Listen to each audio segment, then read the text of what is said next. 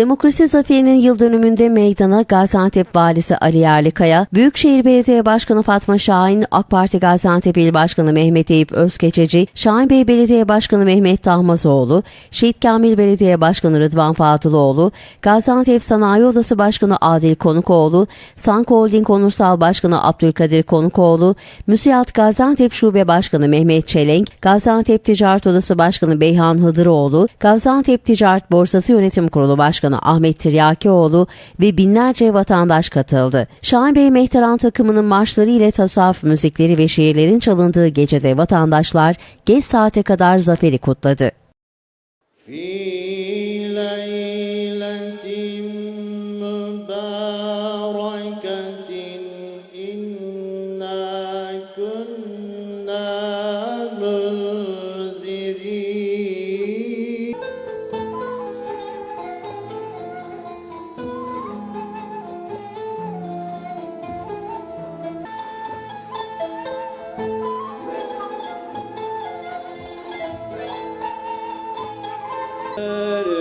Pervaneyim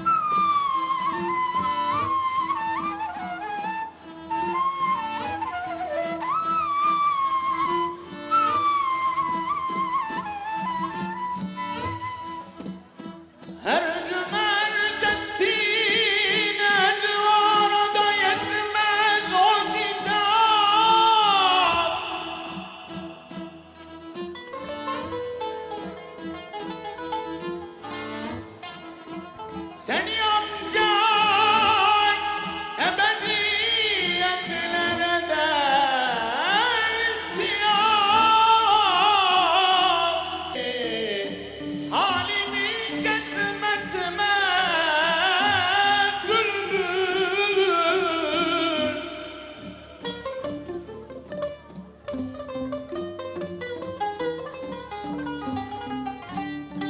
Hak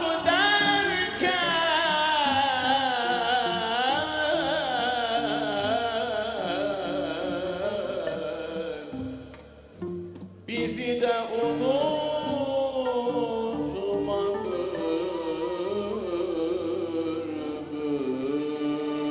Nice mektepler yollar onun eseri, ilim fende teknikte kalmadı geri.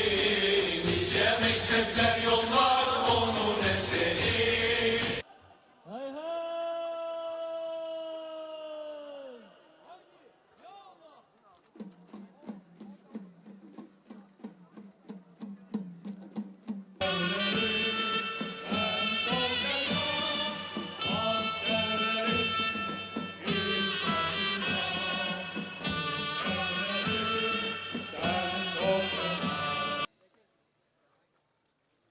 Ey rahmeti her şeyi kuşatan Yüce Rabbim! Senin rahmetine el açtık, merhametine sığındık, affına güvendik, sana dayandık.